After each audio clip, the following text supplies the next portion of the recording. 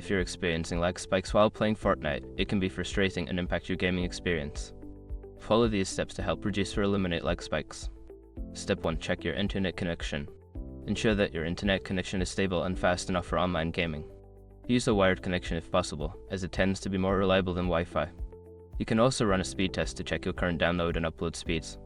Step 2. Close background applications. Before launching Fortnite, close any unnecessary applications running in the background. Programs that use bandwidth or system resources can contribute to lag. Check for updates or downloads that may be occurring in the background as well. Step 3. Adjust in-game settings. Lower your in-game graphics settings to reduce the load on your system. Navigate to the settings menu in Fortnite and adjust options like resolution, shadows, and textures to improve performance.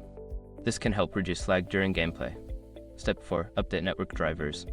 Make sure your network drivers are up to date. Outdated drivers can lead to connectivity issues and lag spikes. Visit the manufacturer's website for your network adapter to download and install the latest drivers. Step 5. Optimize game settings.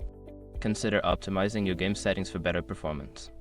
This includes enabling performance mode in Fortnite, adjusting frame rate limits, and ensuring that your game is set to run in full screen mode.